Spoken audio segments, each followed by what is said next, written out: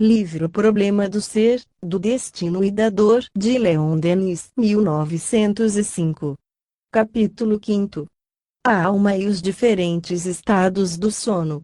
O estudo do sono fornece-nos indicações de grande importância sobre a natureza da personalidade. Em geral, não se aprofunda muito o mistério do sono.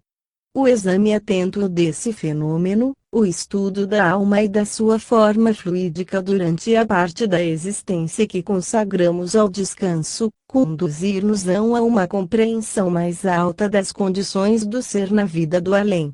O sono possui não só propriedades restauradoras que a ciência não pôs no devido relevo, mas também um poder de coordenação e centralização sobre o organismo material. Pode, além disso, acabamos de o ver, provocar uma ampliação considerável das percepções psíquicas, maior intensidade do raciocínio e da memória. Que é então o sono? É simplesmente o desprendimento da alma, que sai do corpo. Diz-se, o sono é irmão da morte. Essas palavras exprimem uma verdade profunda.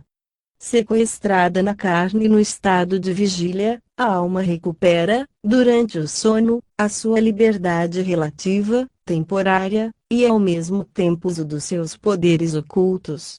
A morte será a sua libertação completa, definitiva. Já nos sonhos, vemos os sentidos da alma, esses sentidos psíquicos, dos quais os do corpo são a manifestação externa e amortecida, entrar em ação. 54. Início da nota do redator. 54. A visão ocular não é mais do que a manifestação externa da faculdade visual, que tem a sua expressão mais ampla na visão interna. A visão interior exterioriza-se e traduz-se pela ação dos sentidos, tanto na vida física como na vida psíquica. No primeiro caso, o órgão terminal pertence ao corpo material, no outro caso são os órgãos do corpo fluídico.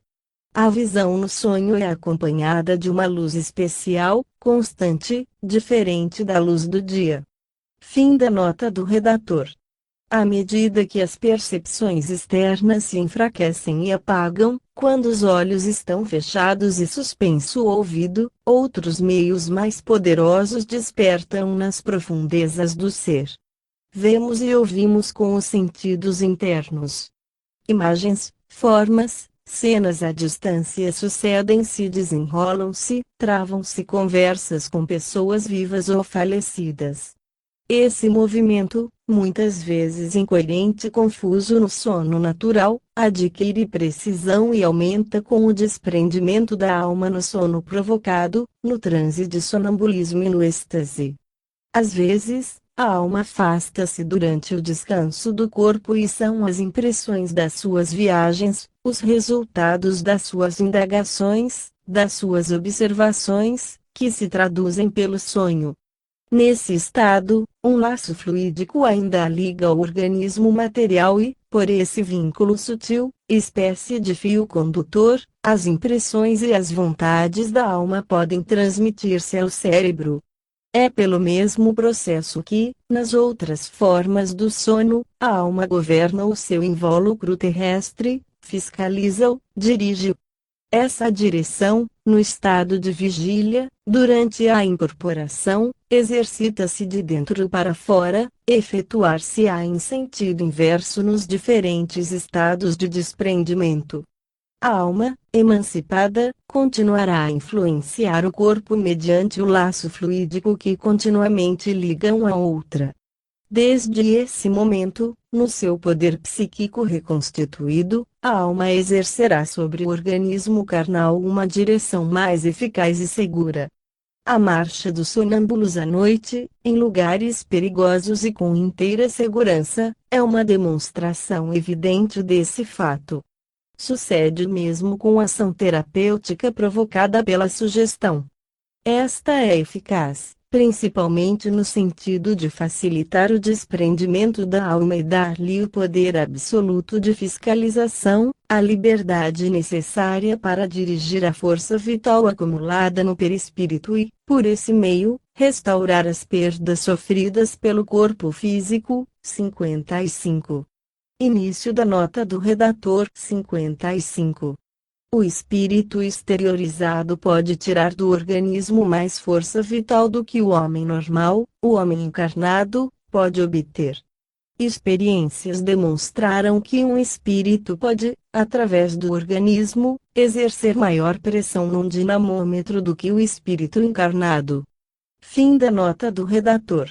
Comprovamos esse fato nos casos de personalidade dupla. A segunda personalidade, mais completa, mais integral que a personalidade normal, substitui-a para um fim curativo, por meio de uma sugestão exterior, aceita e transformada em autossugestão pelo espírito do sujeito. Com efeito, este nunca abandona os seus direitos e poderes de fiscalização. Assim, como disse Mears, não é a ordem do hipnotizador, mas antes a faculdade do paciente que forma o nó da questão. 56. Início da nota do redator. 56.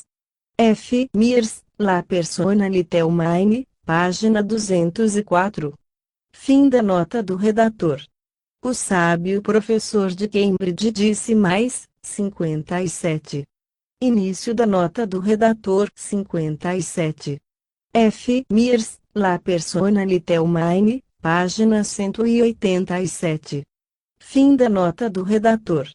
O fim único de todos os processos hipnogênicos é dar energia à vida, é alcançar mais rápida e completamente resultados que a vida abandonada a si mesma só realiza lentamente de forma incompleta. Por outros termos, o hipnotismo é a aplicação, num grau mais intenso, das energias reparadoras que entram em jogo no sono natural. A sugestão terapêutica é a arte de libertar o espírito do corpo, de abrir-lhe uma saída pelo sono e permitir-lhe que exerça com plenitude os seus poderes sobre o corpo doente. As pessoas sugestionáveis são aquelas cujas almas indolentes ou que pouco têm evolvido não estão aptas para desprenderem-se por si mesmas e agir utilmente no sono ordinário para restaurar as perdas do organismo. A sugestão em si mesma não é, pois, mais do que um pensamento, um ato da vontade, diferindo somente da vontade ordinária por sua concentração e intensidade. Em geral, os nossos pensamentos são múltiplos e hesitantes. Nascem e passam ou, então, quando coexistam em nós, chocam-se e confundem-se. Na sugestão, o pensamento e a vontade ficham-se num ponto único. Ganham em poder o que perdem em extensão. Por sua ação, que se torna mais penetrante, mais incisiva, provocam no sujeito o despertar de faculdades não utilizadas no estado normal. A sugestão torna-se, então, uma espécie de impulso, de alavanca que mobiliza a força vital e dirige-a para o ponto onde ela tem de operar. A sugestão pode exercer-se tanto na ordem física, por uma influência direta sobre o sistema nervoso, quanto na ordem moral, sobre o eu central e a consciência do sujeito. Bem empregada, constitui ela um meio muito apreciável de educação, destruindo as tendências ruins e os hábitos perniciosos. A sua influência sobre o caráter produz, então, os mais felizes resultados. 58. Início da nota do redator. 58. Em resumo, os frutos que a sugestão hipnótica pode e deve proporcionar e em vista dos quais se deve aplicar, são estes: concentração do pensamento e da vontade, aumento de energia e vitalidade, atenção fixa em coisas essencialmente úteis, alargamento do campo da memória, manifestação de sentidos novos por meio de impulsões internas ou externas. Fim da nota do redator. Voltemos ao sono ordinário e ao sonho. Enquanto o desprendimento da alma é incompleto, as sensações, As preocupações da vigília e as recordações do passado misturam-se com as impressões da noite. As percepções registradas pelo cérebro desenrolam-se automaticamente, em desordem aparente, quando a atenção da alma está desviada do corpo e deixa de regular as vibrações cerebrais. Daí a incoerência da maior parte dos sonhos, mas, à medida que a alma se desprende e se eleva, a ação dos sentidos psíquicos torna-se predominante e os sonhos adquirem lucidez e nitidez notáveis. Clareiras cada vez mais largas, vastas perspectivas abrem-se no mundo espiritual, verdadeiro domínio da alma e lugar do seu destino. Nesse estado ela pode penetrar as coisas ocultas e até os pensamentos e os sentimentos de outros espíritos. 59. Início da nota do redator. 59. Segundo os antigos, existem duas espécies de sonhos: o sonho propriamente dito, em grego, onar, é de origem física, e o sonho repar, de origem psíquica. Encontra-se essa distinção em Homero, que representa a tradição popular, assim como em Hipócrates, que é representante da tradição científica. Muitos ocultistas modernos adotaram definições análogas. Em tese geral, segundo eles dizem, o sonho propriamente dito seria um sonho produzido mecanicamente pelo organismo, e o sonho psíquico um produto da clarividência adivinhadora, ilusório verídico outro. Porém, às vezes, é muito difícil estabelecer uma limitação nítida e distinta entre essas duas classes de fenômenos. O sonho vulgar parece devido à vibração cerebral automática, que continua a produzir-se no sono, quando a alma está ausente. Esses sonhos são muitas vezes absurdos, mas este mesmo absurdo é uma prova de que a alma está fora do corpo físico e deixou de regular-lhe as funções. Com menos facilidade nos lembramos do sonho psíquico, porque não impressiona o cérebro físico, mas somente o corpo psíquico, veículo da alma, que está exteriorizada no sono. Os sentidos, diz o Dr. Pascal, Memoire présenté ao Congrès de Psychologie de Paris, em 1900, depois da atividade do dia, já não produzem sensações tão vivas e, como é a energia dessas sensações que tem a consciência concentrada no cérebro, esta consciência, quando os sentidos adormecem, escapa-se para fora do corpo físico e fixa-se no corpo psíquico. O sonho lúcido representa o conjunto das impressões recolhidas pela alma no estado de liberdade transmitidas ao cérebro, quer no decurso das suas migrações, quer no momento de despertar. Poder-se-ia distingui-lo do sonho vulgar ou automático pelo fato de não causar nenhuma fadiga, contrariamente ao que sucede com a atividade cerebral da vigília. Fim da nota do redator. Há em nós uma dupla vista, pela qual pertencemos, ao mesmo tempo, a dois mundos, a dois planos de existência. Uma está em relação com o tempo e o espaço, como nós os concebemos em nosso meio planetário com os sentidos do corpo, é a vida material; a outra, mediante os sentidos profundos e as faculdades da alma, liga-nos ao universo espiritual e aos mundos infinitos. No decurso da nossa existência terrestre, é principalmente quando dormimos que essas faculdades podem exercer-se e entrar em vibração às potências da alma. Esta torna a pôr-se em contato com o universo invisível, que é a sua pátria e do qual estava separada pela carne. Retempera-se no seio das energias eternas para continuar, quando desperta, a sua tarefa penosa e obscura. Durante o sono a alma pode, segundo as necessidades do momento, aplicar-se a reparar as perdas vitais causadas pelo trabalho cotidiano e regenerar o organismo adormecido, infundindo-lhe as forças tiradas do mundo cósmico, ou, quando está acabado esse movimento reparador, continuar o curso da sua vida superior, pairar sobre a natureza, exercer as suas faculdades de visão à distância e penetração das coisas. Nesse estado de atividade independente vive já antecipadamente a vida livre do espírito, porque essa vida, que é uma continuação natural da existência planetária, espera depois da morte, devendo a alma prepará-la não somente com as suas obras terrestres, mas também com as suas ocupações quando desprendida durante o sono. É graças ao reflexo da luz do alto, que cintila em nossos sonhos e ilumina completamente o lado oculto do destino, que podemos entrever as condições do ser no além. Se nos fosse possível abranger com o olhar toda a extensão de nossa existência, reconheceríamos que o estado de vigília está longe de constituir-lhe a fase essencial, o elemento mais importante.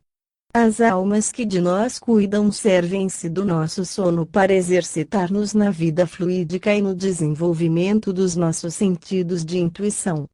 Efetua-se, então, um trabalho completo de iniciação para os homens ávidos de se elevarem. Os vestígios desse trabalho encontram-se nos sonhos. Assim, quando voamos, quando deslizamos com rapidez pela superfície do solo, significa isso a sensação do corpo fluídico, ensaiando-se para a vida superior.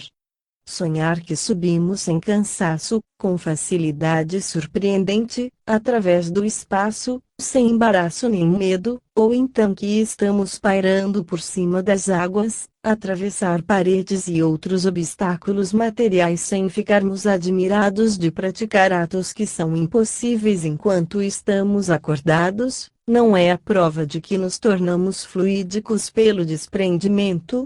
Tais sensações, tais imagens, que comportam completa inversão das leis físicas que regem a vida comum, não poderiam vir ao nosso espírito, se não fossem o resultado de uma transformação do nosso modo de existência. Na realidade, já não se trata aqui de sonhos, mas de ações reais praticadas em outro domínio da sensação e cuja lembrança se insinuou na memória cerebral. Essas lembranças e impressões nulo demonstram bem. Possuímos dois corpos, e a alma, sede da consciência, fica ligada ao seu invólucro sutil, enquanto o corpo material está deitado em completa inércia.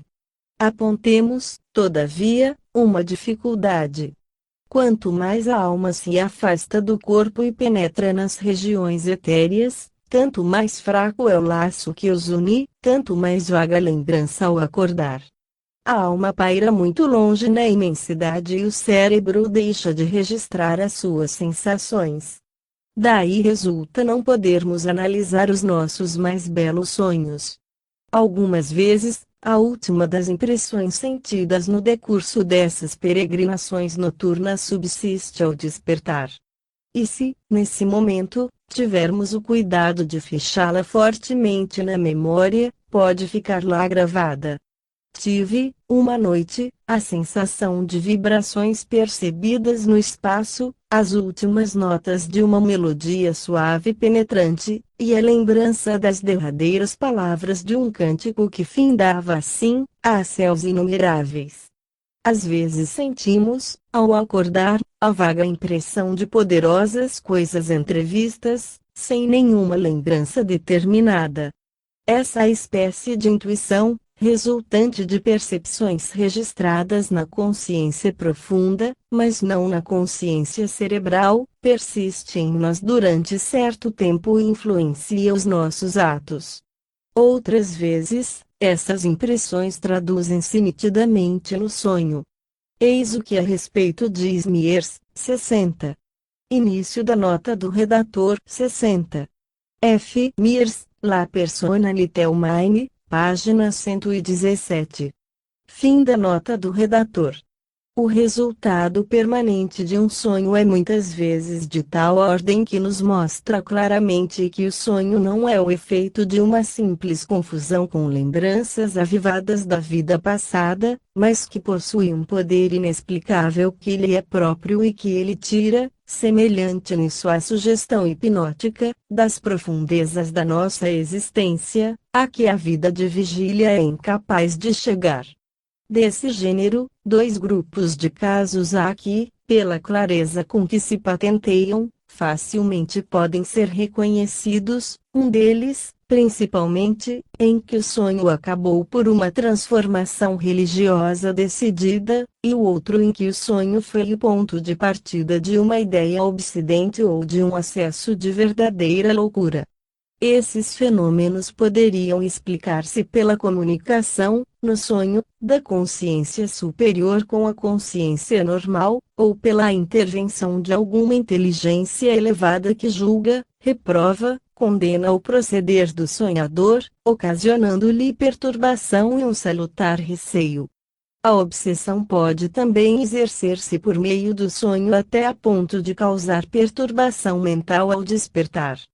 Terá como autores espíritos malfazejos, a quem o nosso procedimento no passado e os danos que lhes causamos deram domínio sobre nós.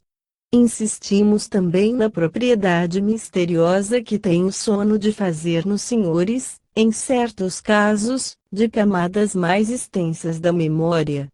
A memória normal é precária e restrita, não vai além do círculo estreito da vida presente, do conjunto dos fatos, cujo conhecimento é indispensável por causa do papel que se tem de desempenhar na Terra e do fim que se deve alcançar. A memória profunda abrange toda a história do ser desde a sua origem, os seus estádios sucessivos, os seus modos de existência, planetários ou celestes. Um passado inteiro, feito de recordações e sensações, esquecido, ignorado no estado de vigília, está gravado em nós. Esse passado só desperta quando o espírito se exterioriza durante o sono natural ou provocado. Uma regra conhecida de todos os experimentadores é que, nos diferentes estados do sono, à medida que se vai ficando a maior distância do estado de vigília e da memória normal, tanto mais a hipnose é profunda, tanto mais se acentua a expansão, a dilatação da memória. Mears confirma o fato nos seguintes termos: 61. Início da nota do redator. 61. F. Mears, La Personalité Humaine, páginas 121 e 122. Fim da nota do redator. A memória mais distanciada da vida de vigília é a que mais vasto alcance tem, é a que mais profundo poder exerce sobre as impressões acumuladas no organismo. Por mais inexplicável que esse fenômeno se tenha apresentado aos observadores, que com ele depararam sem possuírem a decifração do enigma, é certo que as observações independentes de centenas de médicos e de hipnotizadores atestam a sua realidade. O exemplo mais comum é fornecido pelo sono hipnótico ordinário. O grau de inteligência que se manifesta no sono varia segundo os sujeitos e as épocas, mas todas as vezes que esse grau é suficiente para autorizar um juízo, achamos que existe durante o sono hipnótico a memória considerável, que não é necessariamente uma memória completa ou razoável do estado de vigília, ao passo que na maior parte dos sujeitos acordados, salvo o caso de uma injunção especial dirigida ao eu hipnótico, nenhuma lembrança existe que se relacione com o estado de sono. O sono ordinário pode ser considerado como ocupando uma posição que está entre a vida acordada e o sono hipnótico profundo, e parece provável que a memória pertencente ao sono ordinário liga-se, por um lado, a que pertence à vida de vigília e, pelo outro, a que existe no sono hipnótico. Realmente assim é, estando os fragmentos da memória do sono ordinário intercalados nas duas cadeias. Mears, em apoio às suas palavras, Cita, 62, vários casos em que fatos retrospectivos esquecidos, e outros dos quais o que dorme nunca teve conhecimento, se revelam no sonho. Início da nota do redator 62. F. Mears, La Personalité Humaine, páginas 123 e 124. Fim da nota do redator. As experiências a que se refere Mears, vê-las-emos quando tratarmos da questão das reencarnações, foram levadas muito mais longe do que ele o previa, e as consequências que daí provêm são imensas.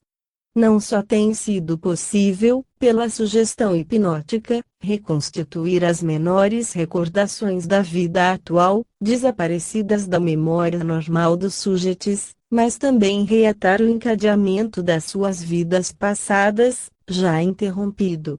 Ao mesmo tempo em que uma memória mais vasta e mais rica, vemos aparecer no sono faculdades que são muito superiores a todas as que desfrutamos no estado de vigília. Problemas estudados em vão, abandonados como insolúveis, são resolvidos no sonho ou no sonambulismo, obras geniais, operações estéticas da ordem mais elevada, poemas, sinfonias e hinos fúnebres são concebidos e executados. Há em tudo isso uma obra exclusiva do eu superior ou a colaboração de entidades espirituais que vêm inspirar os nossos trabalhos. É provável que esses dois fatores intervenham nos fenômenos dessa ordem. Mears cita o caso de Agassiz descobrindo, enquanto dormia, o arranjo esquelético de ossadas dispersas que ele tentara, por várias vezes e sem resultado, acertar durante a vigília.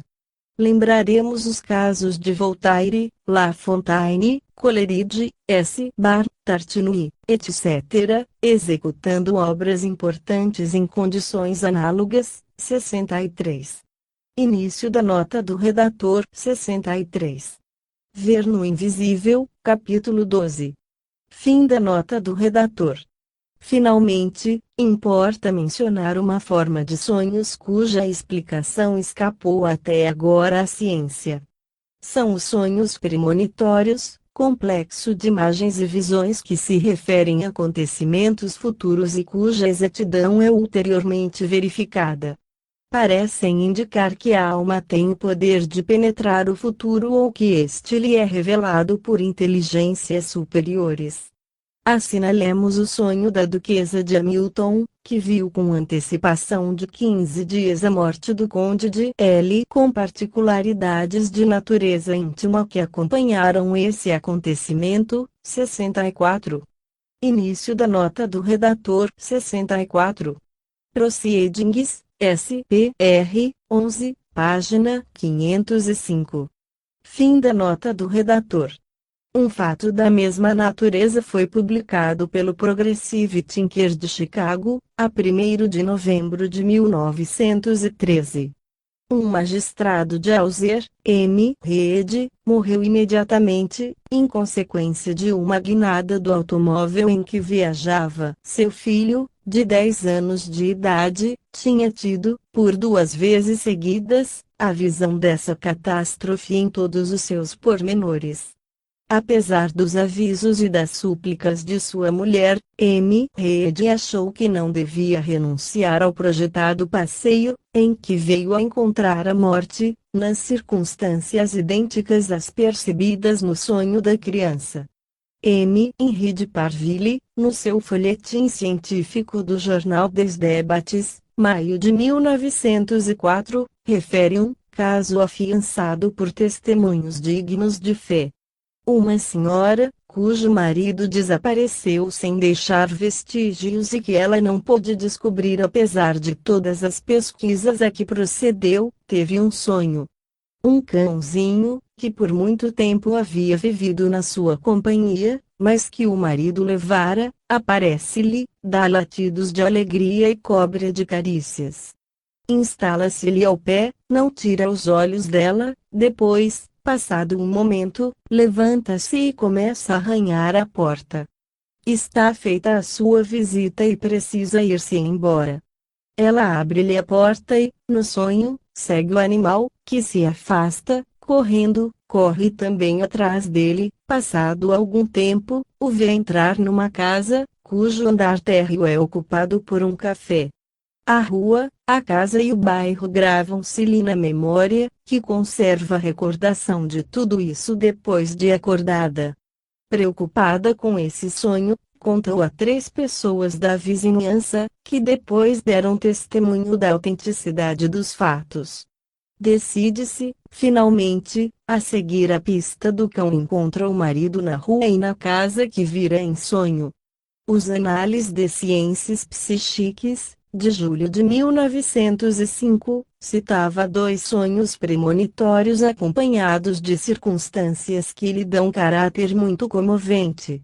Finalmente, achamos na Revue de Psicologie de La Suisse Romande, 1905, página 379, o caso de um mancebo que se via muitas vezes a si mesmo numa alucinação autoscópica, precipitado do cimo de um rochedo estendido, ensanguentado e contundido, no fundo de um barranco.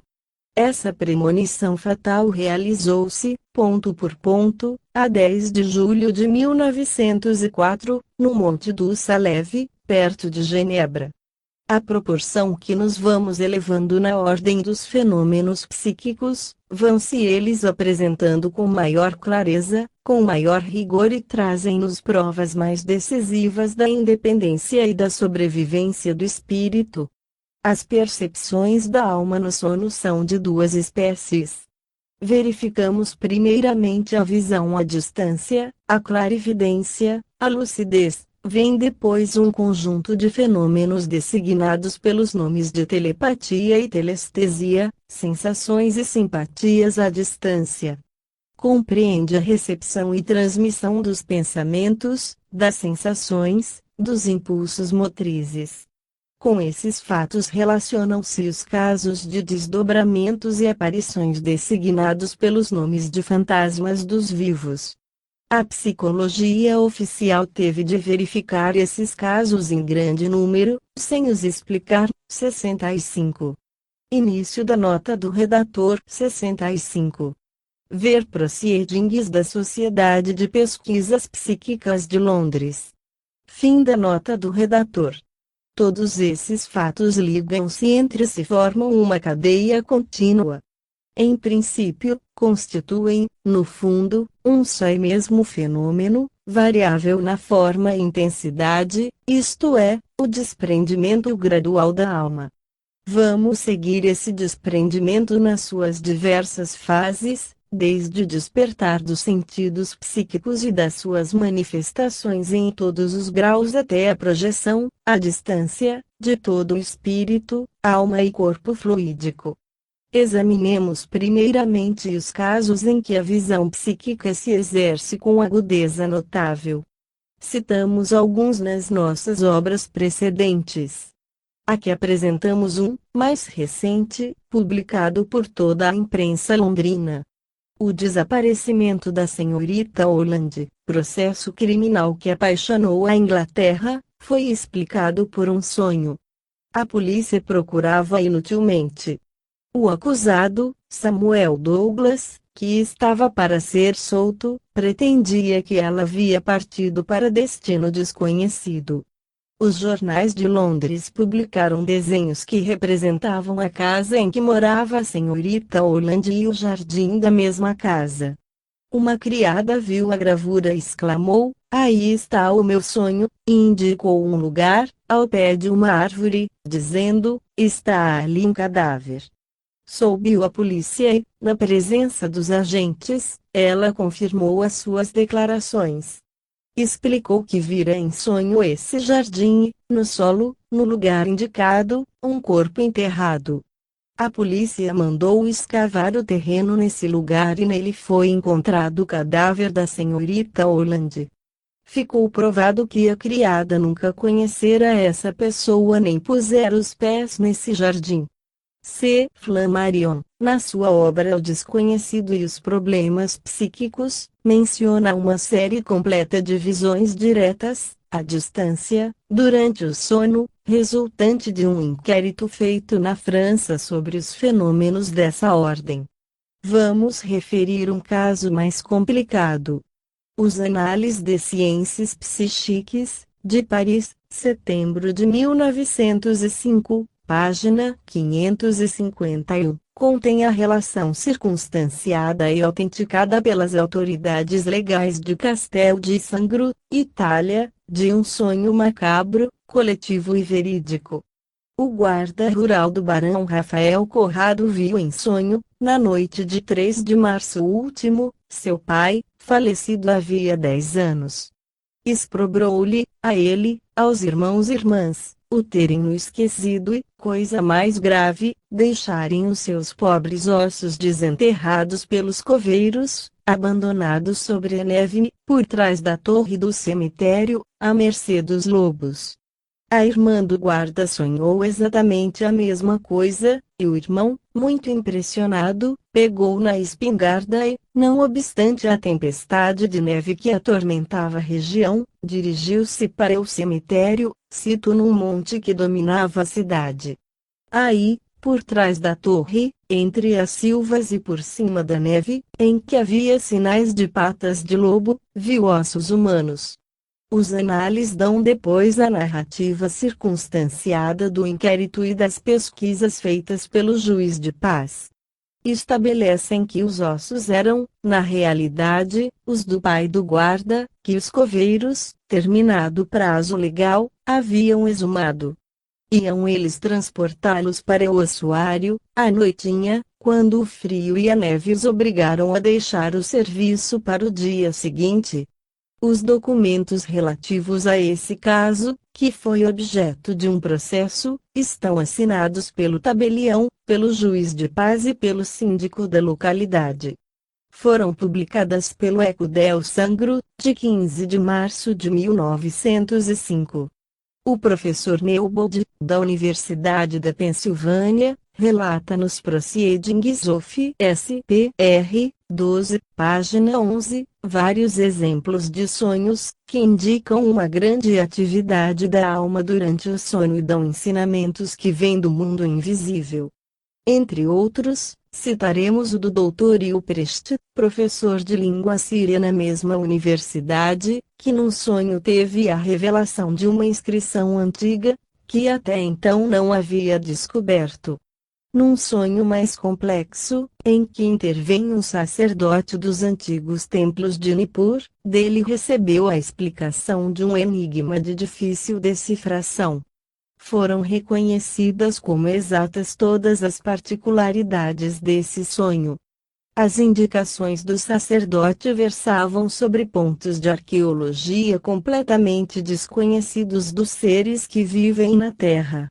Convém notar que em todos esses fatos o corpo do percipiente está em repouso e os seus órgãos físicos estão adormecidos, mas, nele o ser psíquico continua em vigília, em atividade, vê, ouve e comunica, sem o auxílio da palavra, com outros seres semelhantes, isto é, com outras almas. Esse fenômeno tem caráter geral e dá-se em cada um de nós. Na transição da vigília para o sono, exatamente no momento em que os nossos meios ordinários de comunicação com o mundo exterior estão suspensos, abrem-se em nós novas saídas para a natureza e por elas escapa-se uma irradiação mais intensa da nossa visão.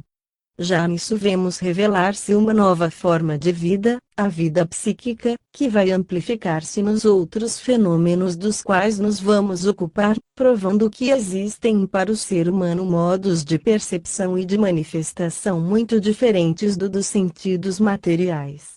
Depois dos fenômenos de visão no sono natural, vamos apresentar um caso de clarividência no sono provocado.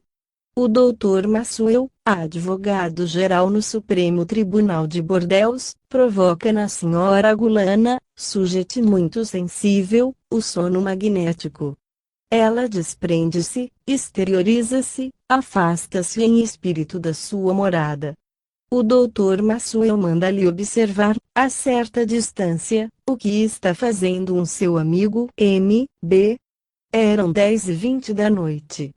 damos a palavra ao experimentador. 66. Início da nota do redator. 66. J. Maxwell, Les Phénomènes Psychiques, página 173, F. Alcan, Paris, 1903. Fim da nota do redator. A médium, com grande surpresa nossa, disse-nos que estava vendo M.B., meio despido, a passear descalço sobre pedra. Pareceu-me que isso não tinha sentido algum. No dia seguinte ofereceu-se-me ensejo de ver o meu amigo. Mostrou-se muito admirado com o que lhe contei e disse-me textualmente: ontem, à noite, não me senti bem. Um amigo meu, M.S., que mora comigo, aconselhou-me que experimentasse o sistema Knape e instou tanto o que, para satisfazê-lo, fiz pela primeira vez, ontem, à noite, a experiência de passear descalço na pedra fria. Estava efetivamente meio despido quando a fiz. Eram 10h20 e passei durante algum tempo nos degraus da escada, que é de pedra. Os casos de clarividência no estado de sonambulismo são numerosos. Vêm relatados em todas as obras e revistas que se ocupam especialmente desses assuntos. A Médecine Française, de 16 de abril de 1906, refere um fato de clarividência relativo às minas de Courrieres. A senhora Berthe, a vidente consultada, descreveu com exatidão um desabamento na mina e as torturas impostas aos sobreviventes, cuja morte ou libertação ela anunciou. Ajuntemos dois exemplos recentes. O Sr. Louis Cadieux, diretor da usina de La Grande Palude, perto de Landerneau, Finisterre, tendo desaparecido em fins de dezembro de 1913, não se lhe podiam descobrir os traços, apesar das buscas minuciosas. Das sondagens efetuadas na ribeira do rio Elorny nenhum resultado adveio. Uma vidente, moradora em Nancy, a senhora Camille Hoffman, tendo sido consultada, declarou, em estado de sono magnético, que o cadáver seria encontrado na orla de um bosque vizinho à usina, oculto sob ligeira camada de terra. Por essas indicações, o irmão da vítima descobriu, depois, o corpo em uma situação idêntica que a vidente tinha descrito. Todos os jornais, entre outros o Le Matin, de 5 de fevereiro de 1914, relatam pormenorizadamente o caso Cadieux, que toda a França acompanhou com apaixonado interesse. Alguns dias depois, produziu-se fenômeno análogo. Havendo-se afogado no Saône, perto de Mâcon, um jovem chamado Charles Chapeland, seu irmão recorreu à senhora Camille Hoffman para encontrar o cadáver. Ela assegurou que ele seria lançado pelas águas, 60 dias depois do acidente, perto da portagem de Cormoranche, o que se realizou exatamente, 67.